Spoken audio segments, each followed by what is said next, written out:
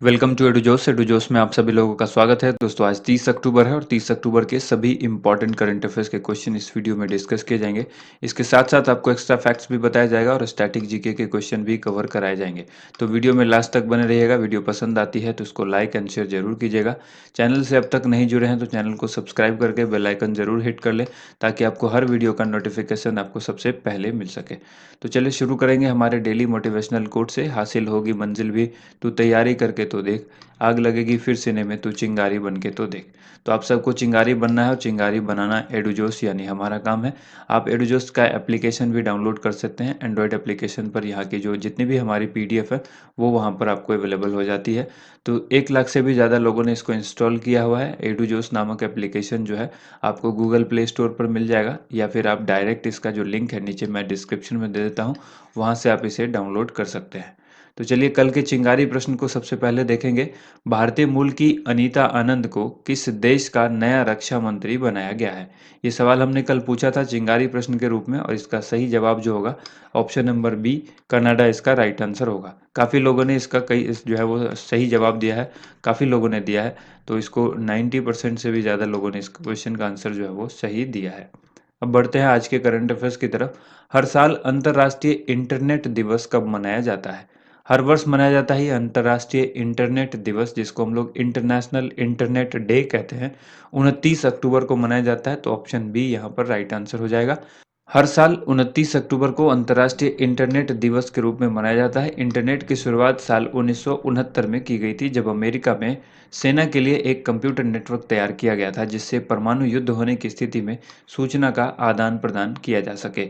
उस जमाने में इंटरनेट को अर्पानेट के नाम से जाना जाता था। अर्पानेट का मतलब हो गया advanced research project agency network. ठीक है, 2005 में पहली बार अंतर्राष्ट्रीय इंटरनेट दिवस मनाया गया है। और करंट अफेयर्स रिवीजन में याद रखिएगा, समावेशी इंटरनेट सूचकांक 2021 में भारत 49वें स्थान पर रहा है। द इकोनॉमिस्ट इंटेलिजेंस यूनिट यानी ईआईयू ने फेसबुक के साथ साझेदारी में इंक्लूसिव इंटरनेट इंडेक्स 2021 जारी किया है। अगला सवाल देखिए, शक्तिकांत दास को कितने साल के लिए आरबीआई गवर्नर के रूप में फिर से नियुक्त किया गया है? वर्तमान में शक्तिकांत दास आरबीआई के गवर्नर हैं और इनका जो कार्यकाल है इसको बढ़ा दिया गया है। तो कार्यकाल बढ़ाकर कितना कर दिया गया? तो अगले 3 साल तक जो है वो आरबीआई के गवर्नर बने रहेंगे शक्तिकांत दास। इसको याद रखिएगा, ऑप्शन नंबर बी यहाँ पर करेक्ट आंसर हो गया। ठीक है, यहाँ पर आपको याद रखना है, हाल ही में सरकार ने भारतीय रिजर्व बैंक के गवर्नर शक्तिकांत दास का कार्यकाल जो है वो 3 साल के लिए बढ़ाकर दिसंबर 2024 तक कर दिया है। 11 दिसंबर 2018 को 3 साल की अवधि के लिए आरबीआई के 25वें गवर्नर के रूप में उनको नियुक्त किया गया था। अब वो 2024 दिसंबर तक रहेंगे। पुनर्नियुक्ति का निर्णय प्रधानमंत्री नरेंद्र मोदी की अध्यक्षता वाली कैबिनेट नियुक्त समिति ने की है। और आरबीआई की स्थापना कब हुई थी? 1 अप्रैल 1935 को हिल्टन यंग कमीशन की सिफारिश पर की गई थी आरबीआई की स्थापना, जिसका मुख्यालय कहाँ पर है? हेडक्वार्टर महाराष्ट्र मुंबई में है। आरबीआई सेंट्रल बोर्ड में गवर्नर और 4 डिप्टी गवर्नर सहित 21 सदस्य होते हैं।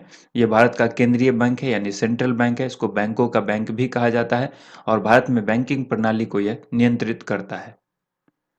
फेसबुक कंपनी ने अपना नाम बदलकर नया नाम क्या रखा है?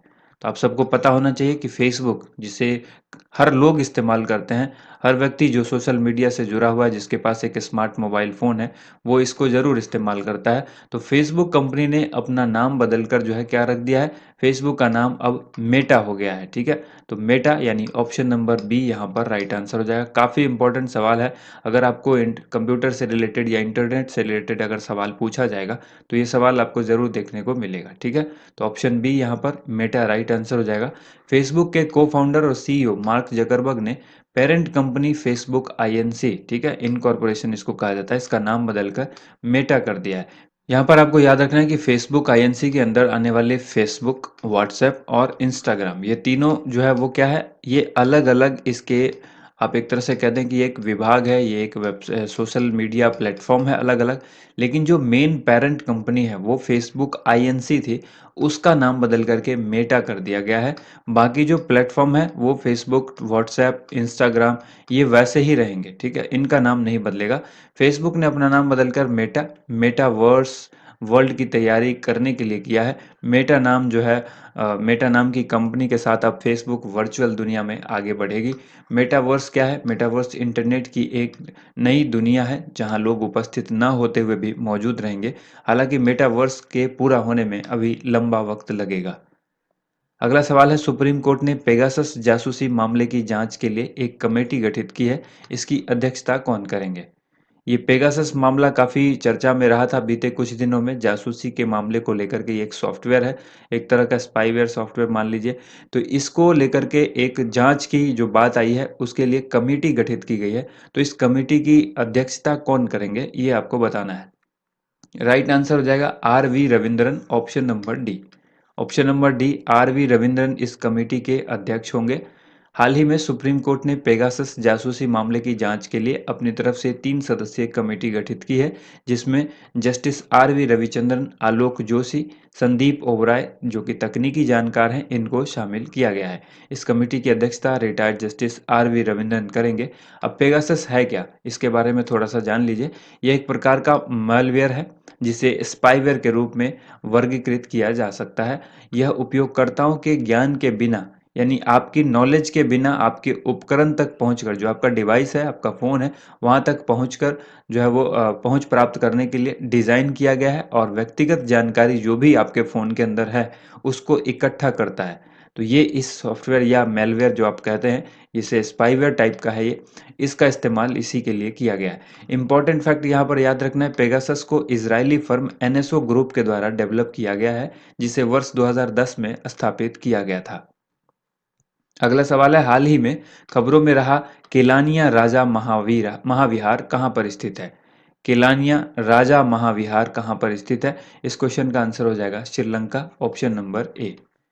यहाँ पर याद रखिएगा, केलानिया राजा महाविहार श्रीलंका के कोलंबो के पास स्थित एक लोकप्रिय बौद्ध मंदिर है। हाल ही में भारत के प्रधानमंत्री के द्वारा उत्तर प्रदेश के कुशीनगर में अंतर्राष्ट्रीय हवाई अड्डे का जब उद्घाटन किया गया था, तो उस अवसर पर श्रीलंका से आए प्रतिनिधियों ने प्रधानमंत्री को 2 मुराल पेंटिंग भेंट की थी।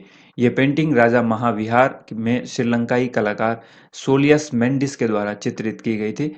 और करंट अफेयर्स रिवीजन में आपको याद रखना है, भारत श्रीलंका द्विपक्षीय संयुक्त युद्धाभ्यास मित्र शक्ति का 8वां संस्करण श्रीलंका के अम्पारा में आयोजित किया गया है। वर्तमान में श्रीलंका के राष्ट्रपति की बात करें तो गोतबया राजपक्षे नाम याद रखिएगा, और वहां के पीएम जो है वो महिंद्रा राजपक्षे हैं। अगला सवाल है, किस राज्य सरकार के द्वारा आपके दरवाजे पर शिक्षा योजना की शुरुआत की गई है? ये किस राज्य सरकार ने की है? आंसर हो जाएगा तमिलनाडु। ऑप्शन नंबर डी यहाँ पर राइट आंसर हो जाएगा। तमिलनाडु ने आपके दरवाजे पर शिक्षा योजना की शुरुआत की है। यह राज्य में हर बच्चे को शिक्षा देने के लिए एक अनूठी शैक्षणिक योजना है। इस योजना के तहत 12वीं कक्षा तक पढ़ते हुए हर व्यक्ति कक्षा 1 से 5वीं तक के छात्रों को पढ़ा सकते हैं और डिग्री धारक मिडिल स्कूल के छात्रों को पढ़ा सकते हैं। करंट अफेयर्स रिवीजन में आपको याद रखना है, हाल ही में तमिलनाडु राज्य सरकार ने पाक खाड़ी के उत्तरी भाग में भारत का पहला डुगोंग संरक्षण रिजर्व स्थापित करने के लिए जो है वो घोषणा की थी। हाल ही में तमिलनाडु के नए राज्यपाल भी बने हैं, आर.एन. रवि, ये भी याद रखिएगा। और तमिलनाडु के मदुरई में मीनाक्षी मंदिर, पंबन द्वीप पर रामनाथ स्वामी मंदिर है। कौन कौन सी मंदिर है? एक तो मदुरई में मीनाक्षी मंदिर याद रखिएगा, और पंबन द्वीप पर रामानाथ स्वामी मंदिर है, ये भी आपको याद रखना है। कई बार पूछ देता है स्टेट के बारे में कि ये मंदिर जो है किस स्टेट में है, तो आपको याद रखना है। इसके बाद देखिए, भारत के पहले मानव युक्त महासागर मिशन समुद्रयान की शुरुआत कहाँ पर हुई है? मानव युक्त महासागर मिशन है ये समुद्रयान, और इसकी शुरुआत कहाँ पर हुई है? ये भारत का पहला मानव युक्त महासागर मिशन है। इसकी शुरुआत की गई है चेन्नई में। तो option number A correct answer हो जाएगा यहाँ पर। हाल ही में पृथ्वी विज्ञान मंत्री जितेंद्र सिंह ने चेन्नई में भारत के पहले मानव युक्त महासागर मिशन, जिसका नाम है समुद्रयान, उसकी शुरुआत की है। इसकी मदद से पेयजल, स्वच्छ ऊर्जा, समुद्र आधारित अर्थव्यवस्था के लिए समुद्री संसाधनों की संभावना के नए अध्याय की शुरुआत हुई है।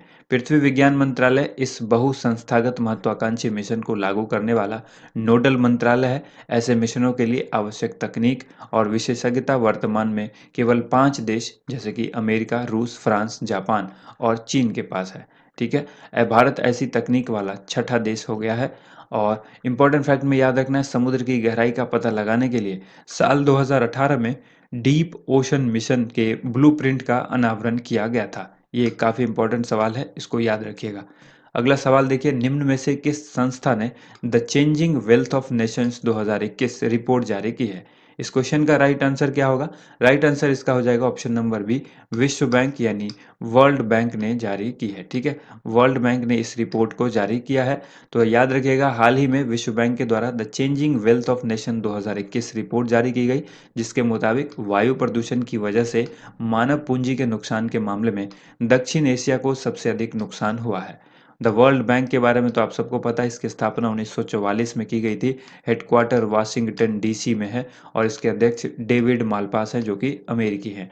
एमडी एंड सीएफओ की बात करें, अंशुला कांत हैं, जो कि एक भारतीय हैं। काफ़ी इंपॉर्टेंट सवाल है ये, आपके एग्जाम में ये जरूर पूछा जाता है और कई बार पूछा भी जा चुका है।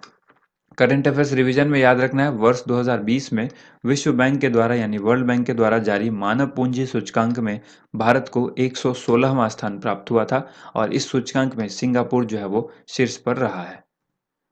अगला सवाल है, निम्न में से किस सिनेमा के पावर स्टार कहे जाने वाले अभिनेता पुनीत राजकुमार का हाल ही में निधन हो गया है?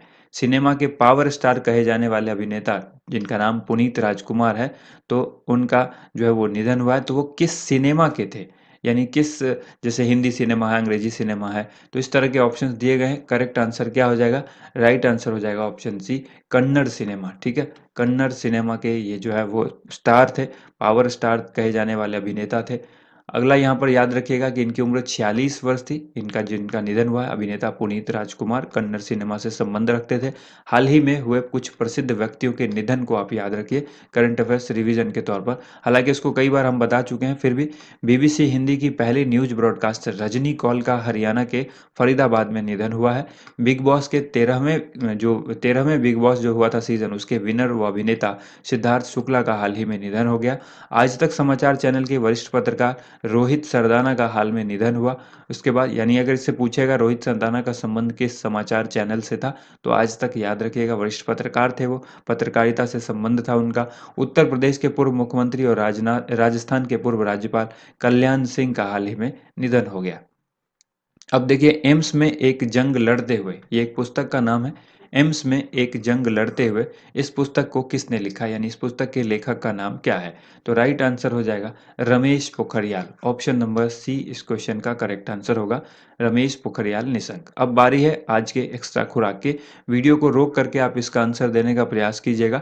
वर्ल्ड प्रेस फ्रीडम इंडेक्स किसके द्वारा जारी किया जाता है? ये सभी इंडेक्स हैं और किसके द्वारा जारी होते हैं, ये सवाल है। ग्लोबल जेंडर गैप रिपोर्ट किसके द्वारा जारी होता है? वर्ल्ड हैप्पीनेस इंडेक्स किसके द्वारा जारी किया जाता है?